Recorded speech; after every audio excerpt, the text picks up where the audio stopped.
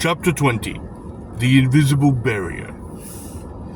In my hand I held a sword, taken from one of the guardsmen in the mines. It was the only weapon I carried. Before starting for the mountains, it seemed wise to improve my equipment. Most of the soldiers who had fought the slaves at the top of the shaft had been killed or fled. Those who had been killed had been stripped of both clothing and weapons, both of which the ill-clad, unarmed slaves required, desperately. I knew that I didn't have a great deal of time, for the avenging townsmen of Tharna would soon be visible against the three moons. I examined the low wooden buildings, which dotted the ugly landscape in the vicinity of the mines. Almost all of them had been broken into by slaves, and whatever they held had been taken or scattered. Not a piece of steel remained in the arms shed. Not a crust of bread remained in the tubs in the commissary huts. In the office of the administrator of the mines, he who had once given the command, "Drown them all," I found a stripped body, slashed almost beyond recognition. Yet I had seen it once before, when I had been turned over by the shoulder to his gentle care. It was the administrator of the mines himself. That corpulent, cruel body was now rent into 100 pieces. On the wall there was an empty scabbard. I hoped that he had had time to seize its blade before the slaves rushed in and fell upon him. Though I found it easy to hate him, I did not wish him to have died unarmed. In the frantic melee in the darkness, on the light of the Thalian lamp, perhaps the slaves had not noticed the scabbard, or wanted it. The sword itself was gone. I decided I could use the scabbard, and took it from the wall. In the first streak of light, now gleaming through the dusty hut window, I saw that the scabbard was set with 6 stones. Emeralds. Perhaps not of great value, but worth taking. I thrust my weapon into that empty scabbard, buckled the sword belt, and in the Korean fashion, looped it over my left shoulder. I left the hut, scanning the skies. There were no townsmen yet in sight. The 3 moons were faint now, like pale white disks in the brightening sky, and the sun was half risen from the throne of the horizon. In the bleak light, the ruin of the night stood revealed in stark, brutal lucidity. The ugly grounds of the compound, its lonely wooden huts, its brown soil and bare, hard rocks, were deserted, save by the dead. Among the litter of pillaging papers, opened boxes, broken staves, and split boards and wire, there lay, sprawled frozen and stiff, grotesque postures, the unsubtle shapes of death, the scattered, contorted, slashed bodies of the naked men. Some whips of dust swirled past like animals sniffing about the feet of the bodies. A door on one of the sheds, its lock broken, swung loose upon its hinges, banging in the wind. I walked across the compound and picked up a helmet which lay half hidden in the litter. Its straps were broken, but they could be knotted together. I wondered if it had been noticed by the slaves. I had sought equipment, but I found only a scabbard and a damaged helmet, and soon the townsmen of Tharna would arrive.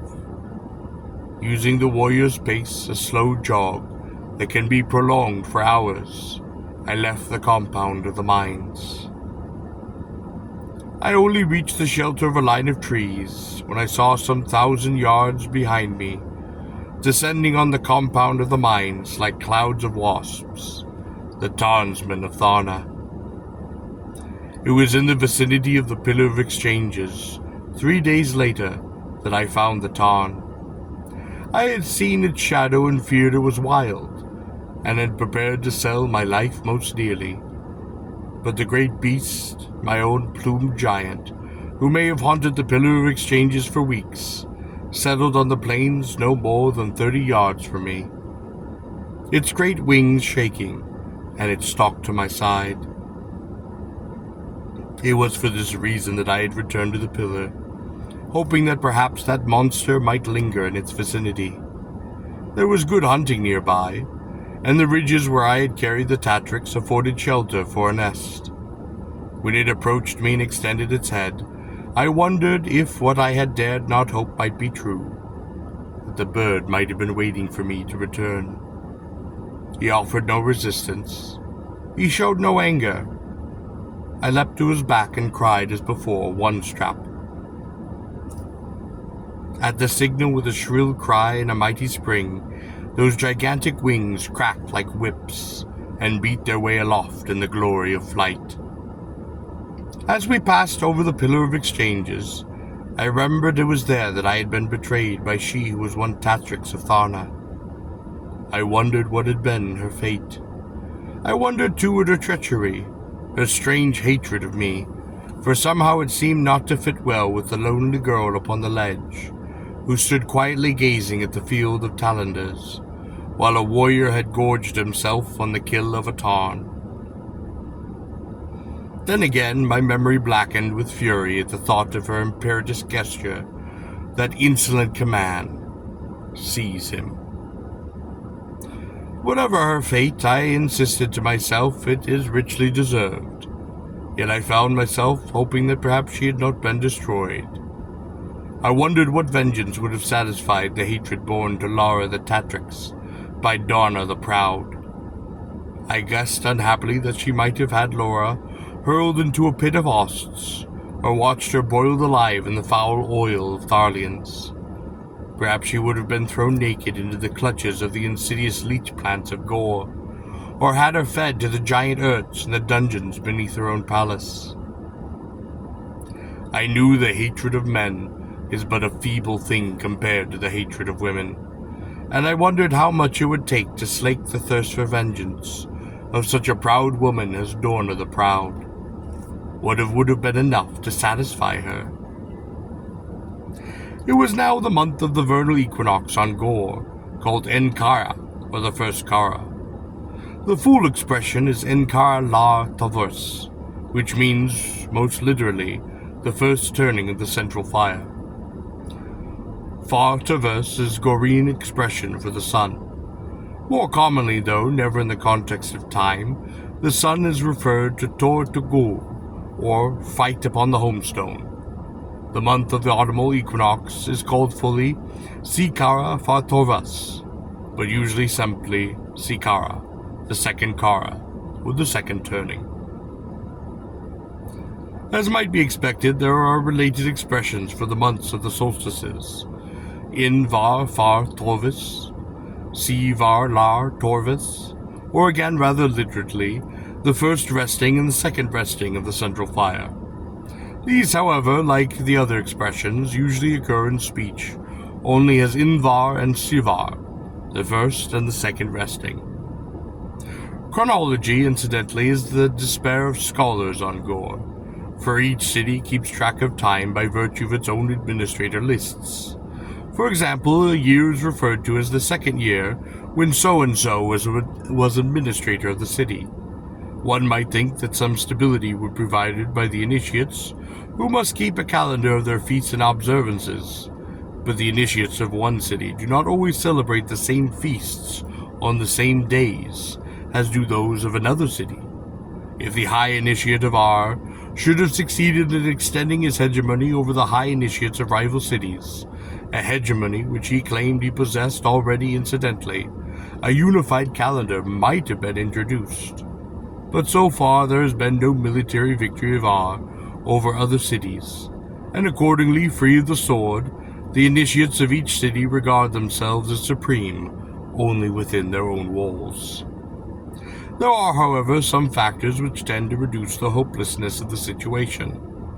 On it is the fairs of the Sadar Mountains, which occur 4 times a year and are numbered chronologically. The other is that sometimes cities are willing to add in their records, beside their own dating, the dating of Ar, which is Gor's greatest city. Chronology in Ar is figured, happily enough, not from its administrator lists, but from its mythical foundings by the first man on Gor, a hero whom the priest kings are said to have formed from the very mud of the earth and the blood of the Tarns. Time is reckoned constant R, or from the founding of R. The year according to the calendar of R, if it is of interest, is 10117. Actually, I would suppose that R may not be a third of that age. Its homestone, however, which I have seen, does attest to a considerable antiquity. Some 4 days after I had recovered the Tarn, we sighted in the distance the Sadar Mountains. Had I possessed a Gorean compass, its needle would have pointed invariably to those mountains, as though to indicate the home of the priest kings.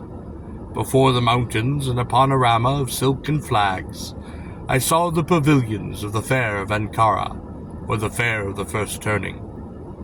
I wheeled the Tarn in the sky, not wanting to approach more closely yet. I looked upon those mountains, which I now saw for the first time. A chill, not of the high winds, buffeted me on Tarnback, and now crept into my body. The mountains of the Sadar were not such a vast, magnificent range as the rugged, scarlet crags of the Volta, which impenetrable mountain vastness in which I had once been the prisoner of the outlaw Ubar, Marlinus of Ar, ambitious and warlike father of the fierce and beautiful Talina, she whom I loved, whom I had carried on Tarnback to Koraba years before to become my free companion.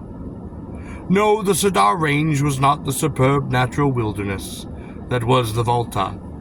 Its peaks did not scorn the plains below, its heights did not taunt the sky, nor in the cold of the night defy the stars. In it would not be heard the cry of the tarns and the roar of the laurels. It was inferior to the Volta in both dimension and in grandeur. Yet when I looked upon it, more than the glorious, savage, laurel-haunted Voltae, I feared it. I took the Tarn closer. The mountains before me were black, except the high peaks and the passes, which showed white patches and threads of cold, gleaming snow. I looked for the green vegetation upon the lower slopes, and I saw none. In the Sadar Range, nothing grew. There seemed to be a menace, an intangible, fearful effect about those angular shapes in the distance. I took the Tarn as high as I could, until his wings beat frantically against that thin air, but I could see nothing in the Sadar Mountains that might be the habitation of the priest kings. I wondered an eerie suspicion that suddenly swept through me, if the Sadar Mountains might actually be empty, if there might be nothing. Simply nothing but the wind and the snow in those gloomy mountains.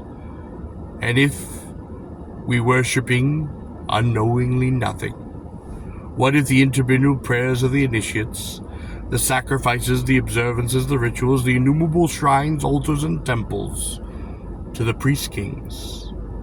Could it be the smoke of the burning sacrifices, those fragrances of the essence, and the mumbling of the initiates?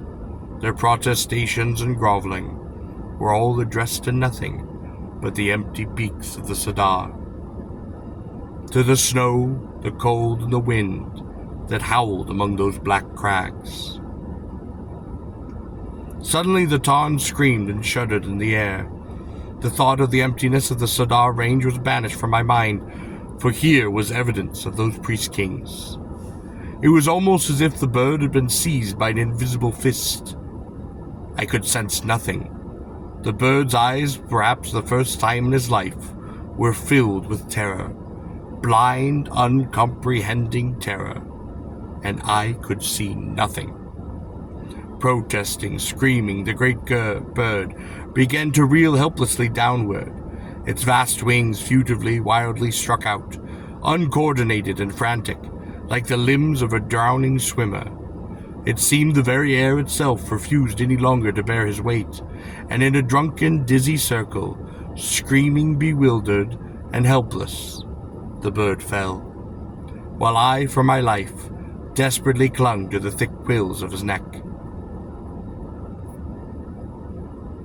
when we had reached an altitude of perhaps 100 yards from the ground, as suddenly as it had come, the strange effect passed. The bird regained his strength and his senses, except for the fact that it remained agitated, almost unimaginable. Then, to my wonder, the valiant creature began once more to climb, determined to regain the altitude it had lost. Again and again he tried to rise, and again he was forced down. Through the beast's back I could feel the straining of his muscles, sense the mad pounding of that unconquerable heart. But each time we attained a certain altitude, the eyes of the Tarn would seem to lose their focus. The unerring balance and coordination of the sable monster would be disrupted. It was no longer frightened, only angry. Once again it would attempt to climb, ever faster, ever more fiercely. Mercifully, I called Forstrap. I feared that courageous beast would kill himself, before surrendering to those unseen forces that blocked his path. Unwillingly, the bird alighted on the grassy plains about a league from the fair of Ankara. I thought those great eyes looked at me reproachfully. Why did I not leap again to his back, once more cry one strap? Why did we not try once more? I slapped his beak affectionately, and digging among his neck feathers with my fingers, scratched out some of the lice, about the size of marbles, that infested all wild Tarns. I slapped them on his long tongue, and after a moment of impatient, feather-ruffling protest, the Tarn succumbed, if reluctantly, to this delicacy, and the parasites disappeared into the carved scimitar of a beak. What had happened would have been regarded by the untrained Korean mind, particularly that of a low-caste individual, as evidence of a supernatural force, as some magical effect of the will of the priest-kings. I myself did not willingly entertain such hypothesi. The Tarn had struck a field of some sort, perhaps acted on the mechanism of the inner ear, resulting in loss of balance and coordination. A similar device, I suppose, might prevent the entry of the high Tharlians, the saddle lizards of Gor, into the mountains.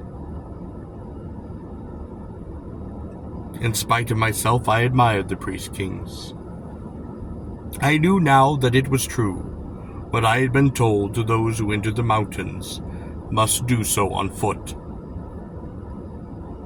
I regretted having to leave the Tarn, but he could not accompany me. I talked to him for hours. A foolish thing to do, perhaps, and then gave his beak a hearty slap and shoved it from me. I pointed out over the many fields away from the mountains. "Tabuk," I said. But the beast did not stir. "Tabuk," I repeated. I think, though it may be absurd, that the beast felt that he might have failed me, that he had not carried me into those mountains. I think, too, though it is perhaps still more absurd, that he knew that I would not be waiting for him when he returned from his hunt. The great head moved quizzically and dipped to the ground, rubbing against my leg. Had it failed me? Was I now rejecting it? "Go, Ubar of the skies," I said. "Go." When I had said Ubar of the skies, the bird lifted its head, now more than a yard above my own. I called him that when I recognized him in the arena of Tharna, when he had been aloft as one creature in the sky.